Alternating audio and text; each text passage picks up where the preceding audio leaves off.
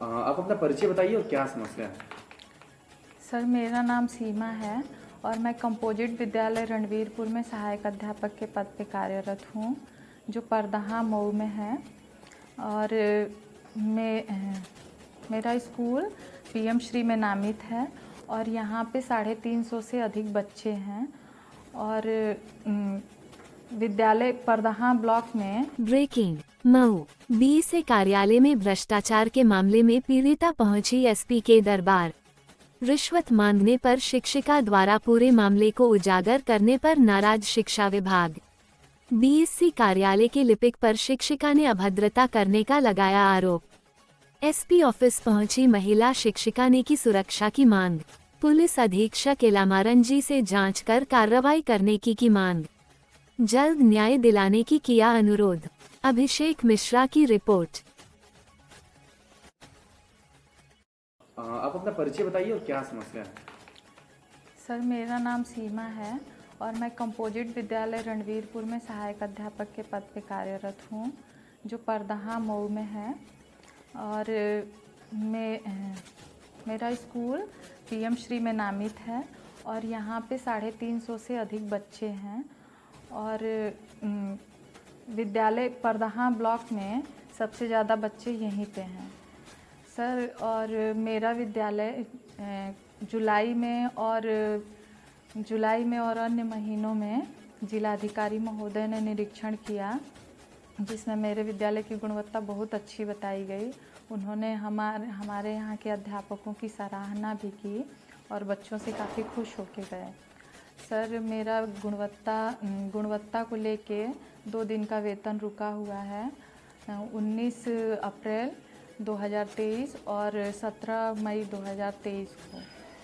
Sir, इसके लिए मैं कई बार कार्यालय के चक्कर, आज 1.5 साल से मैं बीएसए ऑफिस का चक्कर लगा रही हूँ, जहाँ पे मैं कई बार बीएसए सर से मिली तो बीएसए सर ने कहा कि ठीक है, आपका काम हो जाएगा। सर, मैं फिर वहाँ पे जाइए, उसके लिए आप एप्लीकेशन लिखे मिल लीजिए। सर, बीएसए सर के पास मेरी एप्लीकेशन भेजी ही नहीं जा रही है। कहाँ से? वो जो पटल सर, वो वहाँ के बाबू हैं जितेंद्र सिंह जी। मैं उनके यहाँ गई तो उन्होंने कई बार, मैं लगातार वहाँ पे जाके पूरे दिन छुट्टी के बाद जब भी मुझे टाइम मिलता मैं वहाँ पे बैठी रही। कई बार मैंने पर्ची भी लगाई बीएसए सर से मिलने के लिए, पर ना मुझे मिलने दिया गया, ना मेरी एप्लीकेशन वहाँ तक भेजी गई जी। और जब मैं उनसे एप्लीकेशन लेके मिली तो उन्होंने मुझसे, जो वो जितेंद्र सिंह हैं, उन्होंने मुझसे 1 दिन के वेतन के लिए 20,000 रुपये की मांग की। हाँ, यानी कि 2 दिन के वेतन के लिए उन्होंने मुझसे 40,000 रुपये मांगे जी। क्या कहा उन्होंने? सर, उन्होंने कहा कि आप सब लोग तो देते हैं, आप भी दे दीजिए, आपका वेतन लग जाएगा। और सर, अगर मेरा ये वेतन नहीं लगा तो दिवाली का बोनस जो होता है वो मेरा नहीं आएगा। मेरा हो सके इंक्रीमेंट भी इस साल रोक दिया जाएगा। इसके लिए सर मैं लगातार वहाँ पे जाती रही कार्यालय पे, पर उन लोगों ने मुझे बीएसए सर से मिलने ही नहीं दिया। इसके पहले भी ऐसे सर मुलाकात हुई थी? जी, इससे पहले मुझे लग रहा है 1 साल पहले करीब मैं बीएसए सर से मिली थी। उन्होंने मुझे कहा ठीक है, आप अपना वो दे दीजिए, आख्या दे दीजिए, मैं आपका कर देता हूँ। हाँ सर। और बीईओ सर ने, जो खंड शिक्षा अधिकारी हैं परदहा के, उन्होंने 1 महीने पहले ही इसको अग्रसारित कर दिया था बीएसए कार्यालय। तो बीएसए ऑफिस जाती हैं तो कौन नहीं मिलने देता है? कहाँ जाती हैं पर्ची? सर, बीएसए ऑफिस जाने पे वहाँ पे रजिस्टर पे एंट्री वगैरह करने के बाद एक पर्ची दी जाती है कि वो बीएसए सर से मिलना है, पर मुझे लगता है कि उनके पास वो पर्ची ही नहीं पहुँच पाती है, ना मेरी एप्लीकेशन पहुँच पाती है। तो बीएसए के ऑफिस में तो सीधे जा सकते हैं, नहीं करोगे? नहीं सर, वो वो लेके जाना पड़ता है, परमिशन लेके जाना पड़ता है। हाँ। तो बीएसए ऑफिस के अंदर से बुलावा नहीं आता आपको? नहीं सर। रजिस्टर में दर्ज है आप जब गई वहाँ पे? जी। तो इसके बाबत आपने आप क्या कुछ किया है किसी को? हाँ सर, इसके बाबत मैंने बीएसए सर से सबसे पहले उनकी शिकायत की। तो मौखिक लिखित? सर, लिखित शिकायत की मैंने। फिर उसके बाद मैं जिलाधिकारी महोदय को मैंने पत्र लिखा जी, और फिर मैंने महानिदेशक को भी मतलब पत्र लिख के ये बात अवगत कराई। सर ये सब होने के बाद वो मतलब मुझे मेंटली इतना ज़्यादा टॉर्चर कर रहे हैं इनसे, वो जितेंद्र सिंह, इनसे उनसे फ़ोन करवा के कह रहे हैं कि उनसे आज के आज कहिए कि एप्लीकेशन अपना वो वापस लें, नहीं तो उनके लिए बहुत बुरा होगा। और सर वो मतलब ये भी कह रहे हैं कि उनको निलंबित करके कहीं दूर के विद्यालय में भेज दिया जाएगा। ठीक सर, मैं इस टाइम बहुत ज़्यादा परेशान हूँ मानसिक रूप से। मुझे मतलब एकदम स्कूल में मैं रहती हूँ, मुझे एकदम लगता है कि कब मेरा क्या हो जाएगा। कई बार निरीक्षण भी करवाया जा चुका है सर इसके लिए, और ये भी कहा जा रहा है कि महीने में करीब 5-6 बार निरीक्षण होगा आपके विद्यालय का। तो सर जिलाधिकारी महोदय द्वारा चाहे अन्य मेरे बीईओ सर द्वारा हमारे यहाँ गुणवत्ता अच्छी बताई जा रही है। सर निरीक्षण करवा के ये मतलब पता नहीं क्या साबित करना चाहते हैं। परेशान जी हाँ सर, मैं बहुत ज़्यादा परेशान हूँ मानसिक रूप से। मुझे इतना ज़्यादा मतलब ये परेशान करके रखे हैं कि मैं तुमको निलंबित करके ही मानूंगा। बाबू कह रहे हैं? हाँ बाबू कह रहे हैं, नहीं तो आप अपना एप्लीकेशन वापस लीजिए। अब आप क्या चाहते हैं? सर मैं चाहती हूँ कि मेरा वेतन लगा दिया जाए और मुझे न्याय मिले, मुझे ऐसे मेंटली टॉर्चर ना किया जाए जी।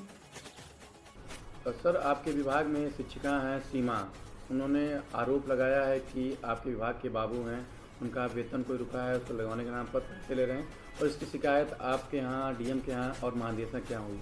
क्या कुछ मामला है?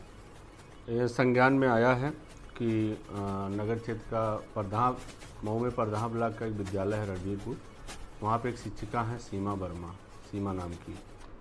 तो उनके द्वारा ये बताया गया है, पहले संज्ञान में आया है कि मतलब इनके ऊपर कार्रवाई हुई थी। तो इनका कार्रवाई देख लेते हैं, किस बिंदुओं पे कार्रवाई हुई थी और उसमें क्या अपेक्षित सुधार हुआ था, क्या था। मैं स्वतः इसका संज्ञान लेकर के इसमें जो भी उचित कार्रवाई होगी वो करूँगा। और रही बात वेतन निकालने की या कोई कार्रवाई करने की, तो जब निरीक्षण होगा शैक्षणिक गुणवत्ता से लेकर के किसी भी कार्य के लिए जब हम निकलते हैं फील्ड में, हमारे अधिकारी निकलते हैं, तो उनके द्वारा जब निरीक्षण करके और जो भी जिस तरह का प्रदर्शन होता है उस आधार पे उनके ऊपर कार्रवाई होती है।